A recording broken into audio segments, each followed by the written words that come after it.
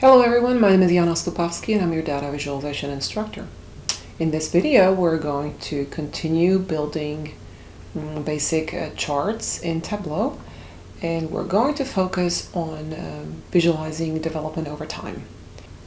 Visualizing development over time is one of the most basic and most natural ways of visualizing data. I will share with you multiple versions of traditional line charts and then some other chart types that help visualize development over time. Let's get started.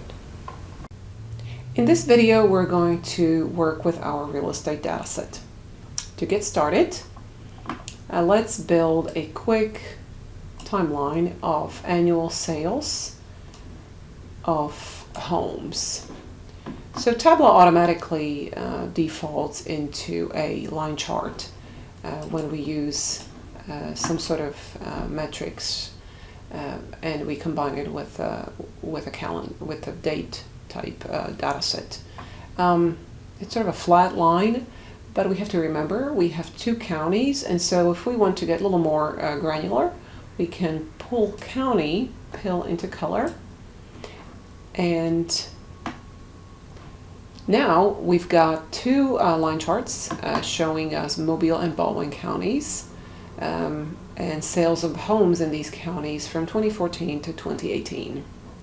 We can quickly see that there are far more homes being sold in Mobile County over time than in Baldwin County. Another version to a line chart is an area chart.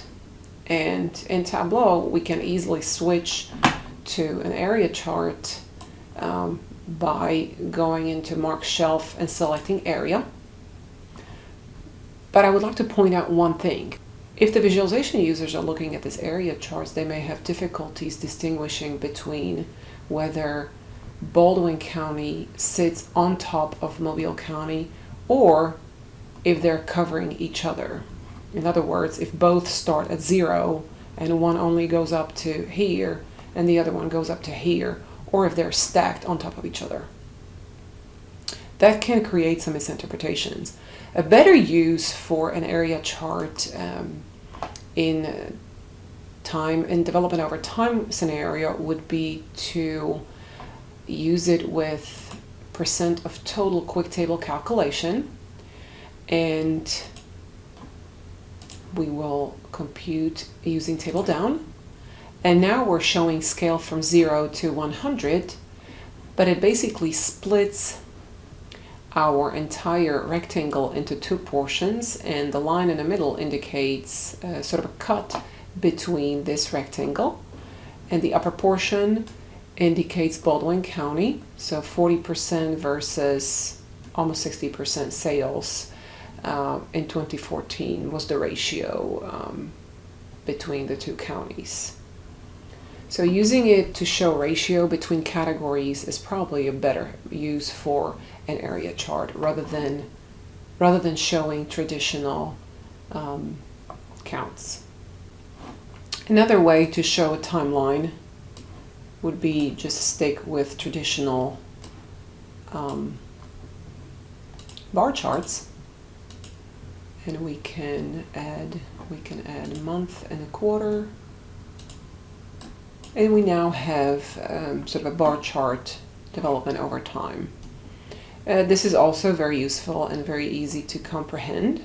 And then we can create a variation of a bar or column chart over time by showing growth and create what's called a deviation bar chart or deviation column chart. So I'm going to use quick calculations and look at year-over-year growth, and I'm going to pull our metric, our count, into color, and now we've created what's called a deviation column chart or deviation bar chart, where the 0 line is the divider, and it differentiates between positive and negative values. This is basically year-over-year growth in home sales in both counties. I will share with you another version of a traditional line chart when many categories are available within a variable, but we still would like to display them. Let's say we want to take a look at home sales on monthly basis, but only in Baldwin County. So I'm going to drag Baldwin County to filter. But we want to look at different cities within Baldwin County. So now we have a line over time from 2014 to 2018, monthly sales of homes in Baldwin County in each of the cities available in Baldwin County. The chart is simply too busy. And so if there's still a need to leave a lot of categories visible for the viewer, we do want to narrow the story down to just one or two categories. So perhaps if the story is only about the city of Fairhope, and then what we should do is perhaps go with, what we could do is put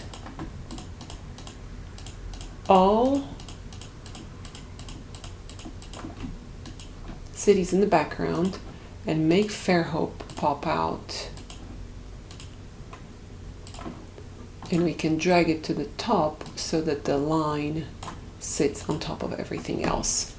And so we're still looking at the same relatively busy chart, but now we have put everything else in the background and we are popping out just that one member of the dimension that the story is about. And so if the story is about Fairhope, that's what we'll focus on in our presentation and in our visualization. And there are tools to later on hand the selection into the hands of the user, and later we can, there are calculations and parameters that can help us design a process where the visualization user can actually make the selection of what the story should be about. And only one of the lines, depending on what the user chooses, will remain highlighted. Lastly, one of the most popular versions of a traditional line chart is what's called a slope chart. This slope chart can help us show development over time between just two data points. So in this case, we're showing the development between the beginning and the end of our data set between the year 2014 and 2018. Here's how this chart can be built. This is the original chart where we were showing monthly sales of homes in various cities in Baldwin County. And I will switch back to year, annual view. And the simplest way to build a slope chart is to basically drag your mouse across the middle points of all the lines so that we leave the beginning and the end points of each line chart unselected, and then we right click and hit exclude. And now we're left with slopes, so basically a slope chart showing a very quick overview of whether there has been growth or decline between just two specific data points available in the view.